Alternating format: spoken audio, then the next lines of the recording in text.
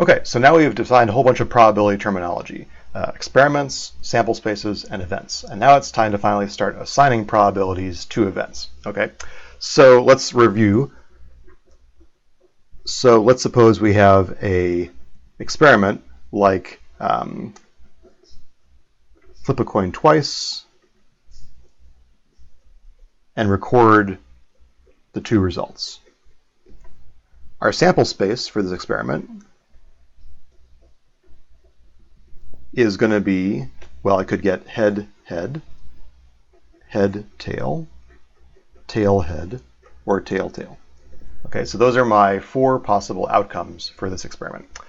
Now, what are the possible events that I could have? Remember that an event is like a subset of the sample space, and usually it's something that we can describe in words. So, for example, I could say, what's the probability that at least one of these tosses included a head? And that would be the subset of the sample space that's just these 3 outcomes. Okay, so to save time, I wrote down all the possible events for this experiment, right? And it turns out that there are 16 of them. So I could have basically the empty set. That's the subset. Any sample space has the empty set as a subset, right?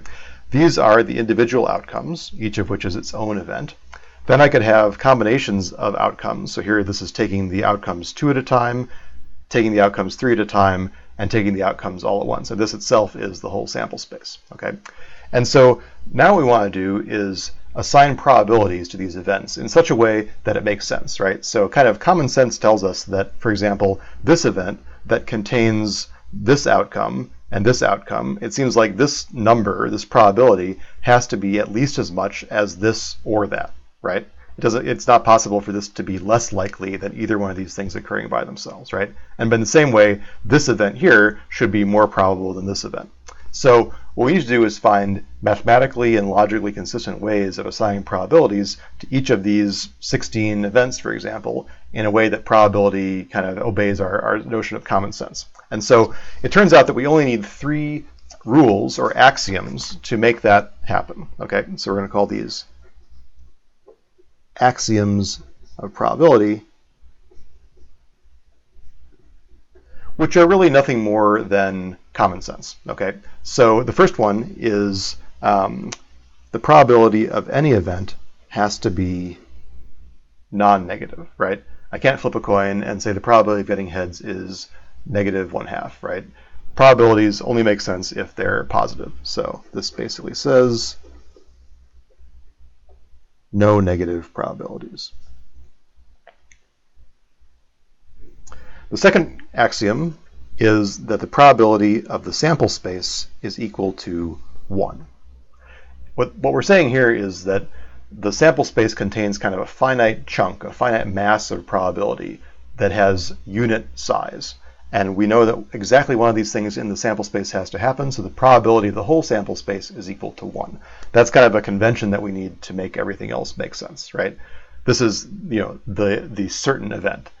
Something here has to happen, okay? And the third rule, which is a little bit, maybe less intuitive, but once I draw a picture, it should make a lot of sense, is that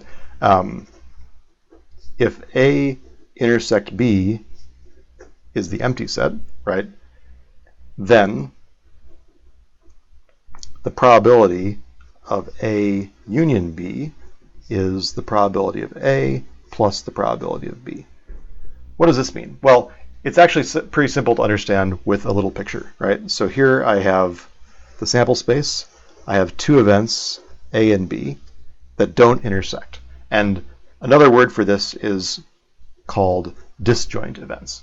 And all we're saying here is that in this situation, it makes sense that the probability of either of these things happening is the probability of this happening plus the probability of that happening. It's kind of like I've got the outcomes over here and the outcomes over here, and they have no outcomes in common, so I just add the probabilities up, right? That makes sense.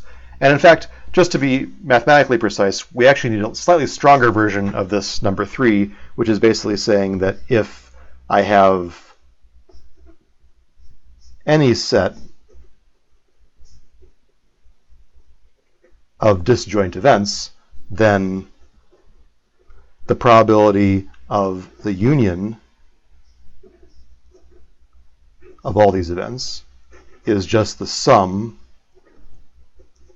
of the probabilities of these events. And that's just a general version that we drew before in the case where I've got, a whole bunch of disjoint events. Then clearly it seems like it makes sense that the probability of these 7 events taken together is just adding up the 7 individual probabilities. Okay. Now from this we can derive a whole bunch of other common sense rules about how probability has to work. Okay. So simple one is that the probability of a complement is 1 minus the probability of A. Again, pretty easy to understand with a picture.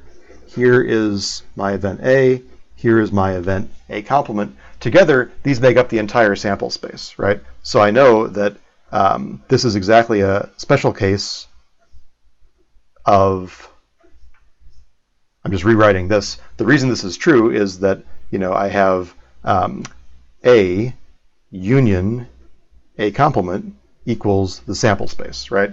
These are 2 disjoint events. Therefore, the probability of this plus the probability of that is equal to the probability of this, which I know is equal to 1, right? So together, these 2 disjoint events make up the entire sample space, okay? Kind of a corollary is that the probability of any event is no more than 1, right? I mean, if the probability of the whole sample space is 1, then obviously I can't have an event that has probability like 1.2, right?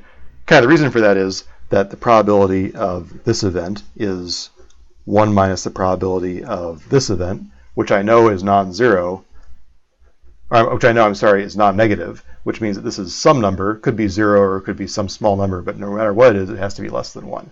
So basically, in this way, we've got, probabilities that always range between 0 and 1 for any given event. Third thing is that the probability of the empty set is 0, right? Some outcome has to happen, right? And again, the reason for that is that the empty set union the sample space is the whole sample space, right? It makes up the entire thing. And so the probability, or a different way of saying this is that the empty set is the sample space complement, right? These 2 disjoint events have to add up to 1, okay? So here's the really important one that's going to drive a lot of what we talk about next. So the probability of A union B is the probability of A plus the probability of B minus the probability of their intersection. Okay. Again, a picture will make this really clear. So I've got A and B, which in this case are not necessarily disjoint. So I've got A and I've got B. And then I've got the middle, which is A intersection B. So what I could do is I could say, okay, I can take this union and I can break it down into 3 disjoint events. I've got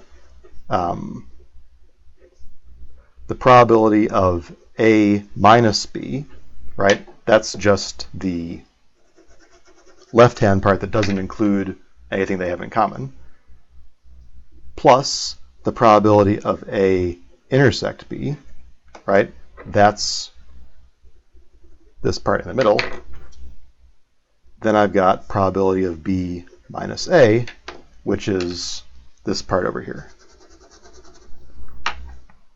And so one way that I can kind of see why this is true is it's like saying, okay, this thing is equal to this part plus this part minus the part that I counted twice, right?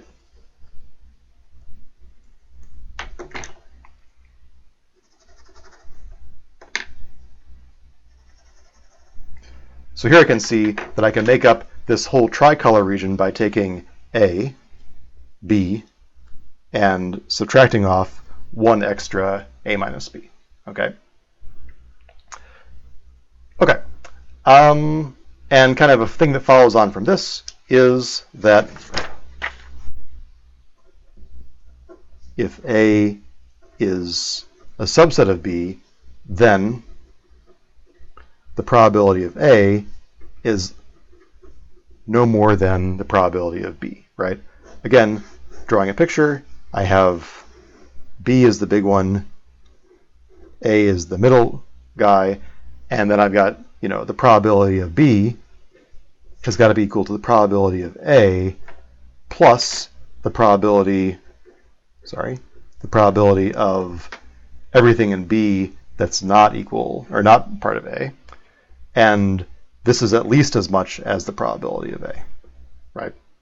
Again, just looking at the picture, that seems like it has to be true, okay?